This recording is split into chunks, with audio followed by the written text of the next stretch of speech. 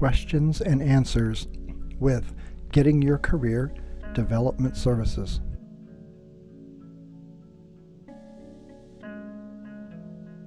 How can I best keep in touch with the people who are important to me and also share new insights into the world of careers and networking? The answer to this question is really about networking. Networking is the practice where we develop and build relationships for professional reasons. Networking is difficult.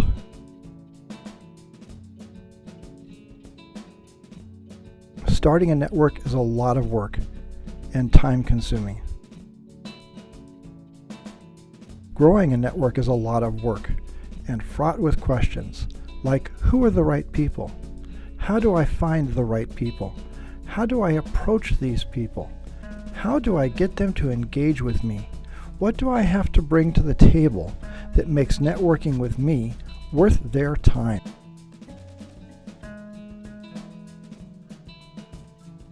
Keeping track of your network is a lot of work, and it is not always clear even how.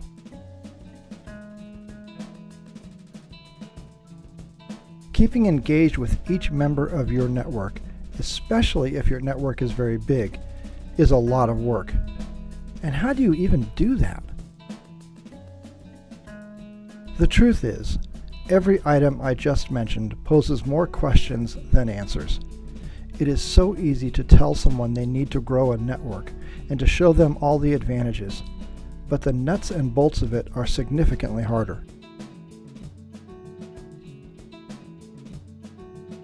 What I want to share today is about keeping your existing network engaged. It can be a bit of a mystery how to do that without creating a massive amount of work. I have not yet been satisfied with my success at it. So I very recently read an article which makes it sound easy and explains a way a person, a family member, an employee, an entrepreneur, a job seeker, a business owner can keep engaged with their network without busting the time and expense bank. I recommend you read the article. You can find the URL to this article in my June 5th newsletter, which I am sure you are already subscribing to. If not, look for my email at the end of this video or below and let me know you want to subscribe today.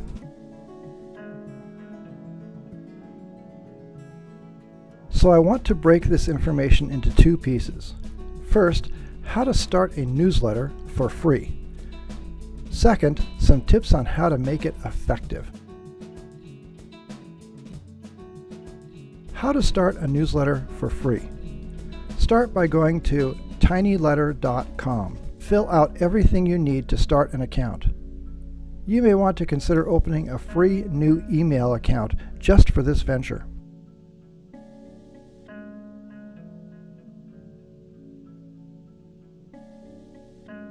Figure out who your beginning subscribers are and create a text document of all their email addresses, one per line. Go through your email contacts, business cards, and LinkedIn connections. You might want to be sure you know each person well enough that they would not object to what some might construe as junk mail. Once you set up your account, hit the Compose button and you will get a screen like the one you see now.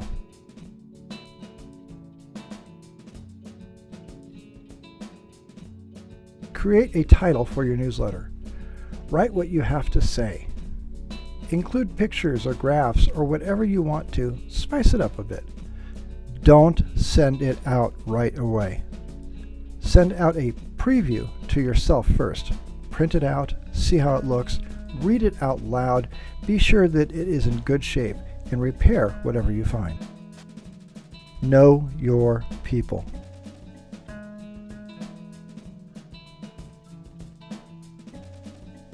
The other thoughts I have at this early juncture are these.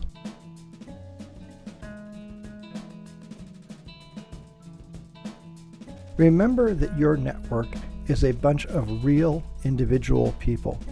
The network is not the entity. It is a network of entities. If your people are going to even read your newsletter, you need to be writing to them as people, not the network. Admit your own challenges and weaknesses. Let your peeps know that you are as real and your struggles are as real as they and theirs are.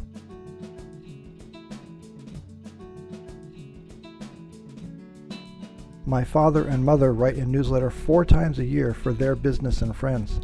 Frequently they write showing their not quite perfect side, and it makes them human, real, even more approachable.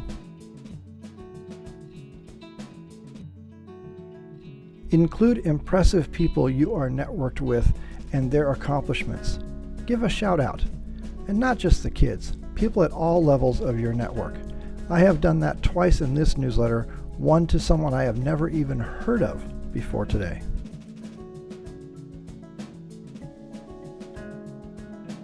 Keep it short. People will be more likely to read it all, and it won't feel so much like a chore for you. Shorter and more frequent is better than longer and less frequent. Stay in front of your peeps and keep what you share fresh. Try to keep what you share as current as possible to the time since your last newsletter. Maybe storing ideas on your phone or someplace that easy.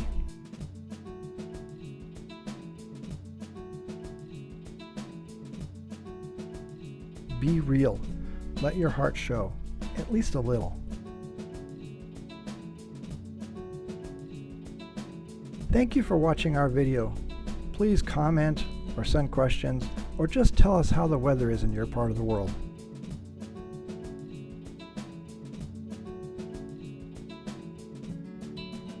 We ask you to reach out to us.